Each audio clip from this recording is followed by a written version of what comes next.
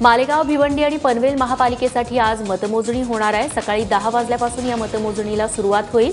मालेगाव महापालिकेच्या 83 जागांसाठी 373 उमेदवार निवडणुकीच्या रिंगणात होते। पनवेलमध्ये एकूण 53% मतदान झालं असून 418 उमेदवारांच्या भवितव्याचा निकाल लागणार आहे। पनवेल महापालिकेची ही पहिलीच निवडणूक असून पालिकेवरती कुणाचा झेंडा फडकणार याची उत्सुकता सगळ्यांनाच आहे। तर तिकडे भिवंडीत 5 केंद्रांवरती मतमोजणी होणार आहे। निकालादरम्यान कायदा सुव्यवस्था बिघडू नये यासाठी विजयी उमेदवारांना मिरवणुका काढण्यावरती बंदी घालण्यात आली आहे। नागपुरात काल रात्री एका स्कोडा गाडीनं एका खांबाला धडक दिली आणि गाडी पलटली। त्यामुळे गाडीतल्या इंजिनिअरिंगच्या विद्यार्थिनीचा मृत्यू झालाय। दृष्टी सोनकर असं या मृत मुलीचं नाव आहे। चालकाचं नियंत्रण सुटल्यामुळे हा अपघात झाल्याची माहिती मिळतेय। ती अवघ्या 19 वर्षांची होती।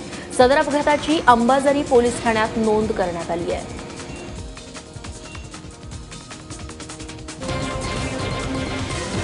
बिहारच्या नालंदामध्ये धावत्या बसनं पेट घेतल्याची घटना घडली आहे। या आगीत होरपळून 8 प्रवाशांचा मृत्यू झालाय तर 12 जण जखमी झालेत। नालंदा जिल्ह्यातल्या हरनोद बाजारमधून जाणारी बाबा रथ ट्रॅव्हल्स या खासगी कंपनीच्या बसनं अचानक पेट घेतला।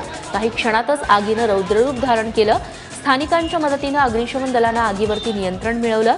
प्राथमिक तपासात मिळालेल्या माहितीनुसार बसच्या इंजिनवरती ज्वलनशील पदार्थ ठेवण्यात आलेला होता। इंजिन गरम झाल्यावरती हा पदार्थ पेटला आणि अख्ख्या बसला आग लागली। बिहार सरकारनं मृतांच्या कुटुंबियांसाठी 4 लाखांची मदत जाहीर केली आहे। देशाचा most wanted underworld don Dawood इब्राहिमच्या नातेवाईकाच्या लग्नात उपस्थित राहिल्यानं नाशिक पोलीस चांगलेच अडचणीत आले। कारण या विवाह सोहळ्याचा दाऊदशी संबंध आहे याची कल्पना नाशिक पोलिसांनी आम्हाला द्यायला हवी होती असं सांगत भाजपनं या प्रकरणाची जबाबदारी पोलिसांवर ढकलली आहे। आम्ही शहर ए खतीब मुख्य मुस्लिम धर्मगुरूच्या कुटुंबातील विवाह सोहळ्याला गेलो होतो। त्याचा दाऊदशी संबंध असल्याची कल्पना नाशिक पोलिसांनीच द्यायला हवी होती असं स्पष्टीकरण भाजपचे आमदार बाळासाहेब सानप यांनी दिलं।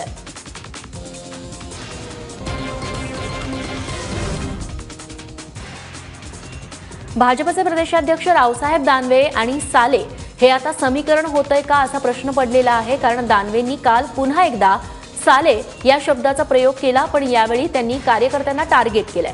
नंदुरबारमध्ये शिवार संवाद यात्रेचं आयोजन करण्यात आलं होतं, त्यावेळी ते बोलत होते।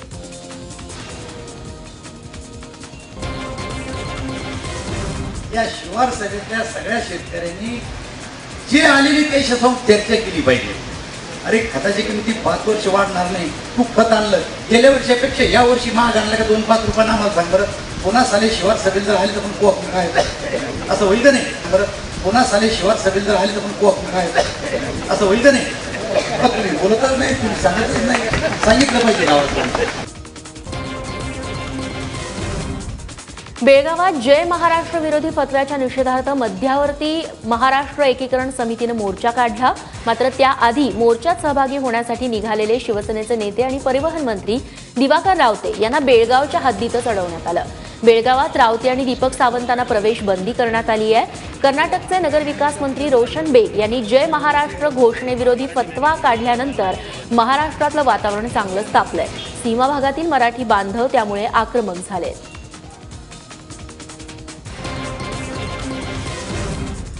महाराष्ट्राच्या मंत्र्यांना बेळगाव जिल्ह्यात घातलेली बंदी आणि जय महाराष्ट्र विरोधी फतवा याचा निषेध करत कोल्हापुरात शिवसेनेनं आंदोलन केलं।